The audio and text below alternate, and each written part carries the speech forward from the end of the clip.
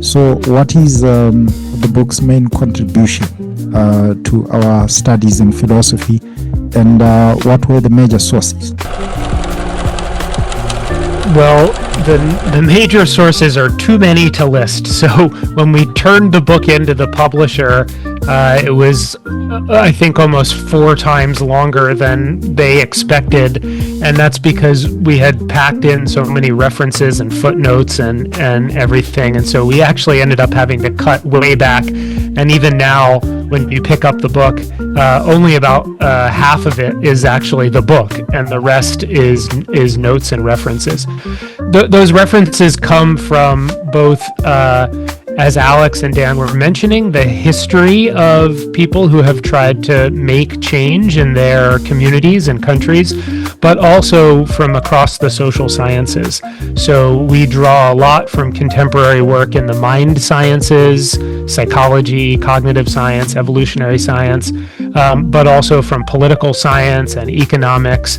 We're kind of omnivores when it comes to resources for the book.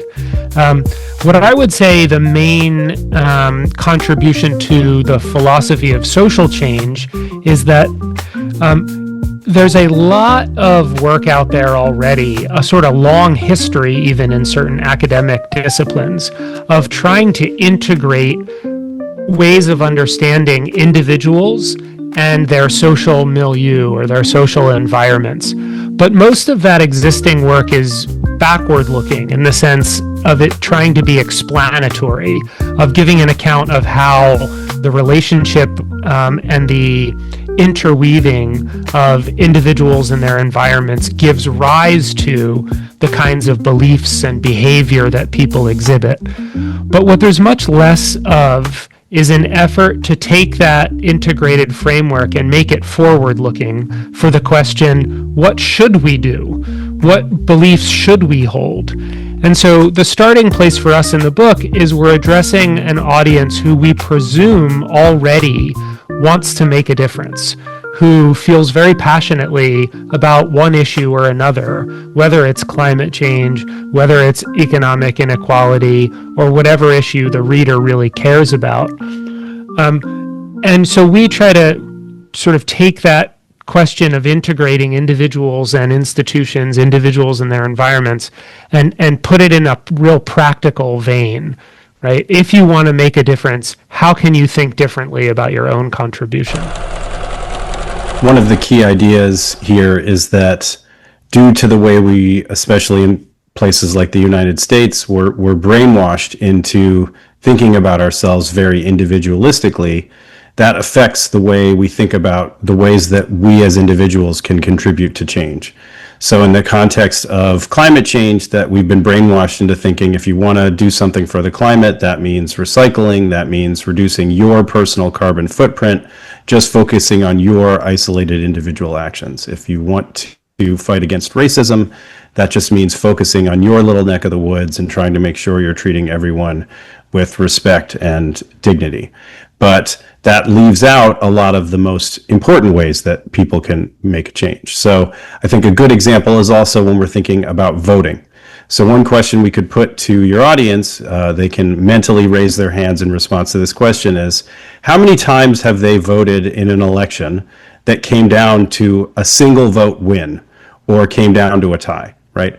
How many times did they cast a vote in an election where their vote alone was the deciding vote? Okay, probably not many, unless it was like just a vote for who was going to be president of your chess club or something like that. Okay, and in academic terms, people refer to this as the paradox of voting, which is that if you're only thinking about the voting in terms of what is your isolated individual effect on the outcome, then it's very unlikely, especially for really large elections, that your vote is going to be the deciding vote. For example, if we're thinking about presidential elections, there are hundreds of millions of people voting in those, and so what are the odds that you're going to have that cast the deciding vote? Another question we could ask folks in the audience is, have you ever worn an I voted sticker? Okay, and probably a lot more people will mentally raise their hands in response to this question, right? And then the question is, well, why might it be that we wear an I voted sticker, right? And partly it's to express your pride in being, in having voted, but it's also you sending a social signal to other people. So when we're thinking about making social change, we can't just be thinking about what are my isolated individual effects on the target outcome, but also what am I doing to influence other people?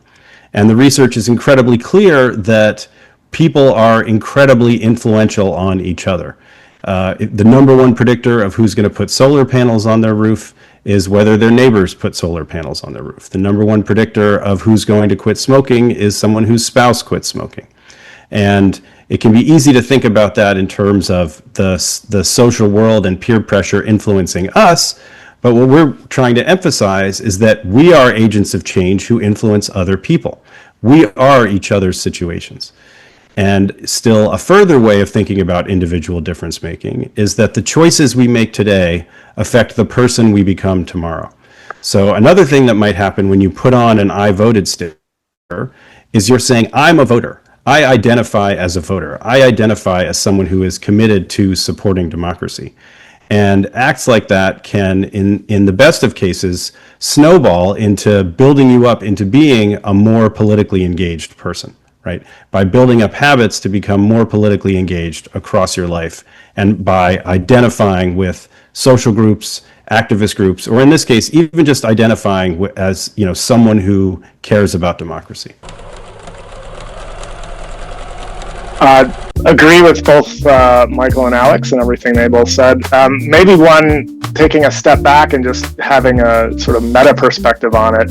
I think an aspirational thing of the book, or a nice way to think about something that the book aspires to do, is maybe coalesce a subdiscipline of philosophy that just is the philosophy of social change. Michael's used that term twice, and I think taught courses on it, but it's not something that you see on CVs. You don't see job listings for a philosopher of social change. But maybe in the future, that's something that could come out of this book, because if you're thinking about social change in the way that both Michael and Alex explained, and the way that we are with the book, that gives you a lens through which to interpret a lot of the other kinds of philosophy and the moves that are being made and the discoveries that have been being made in the social sciences.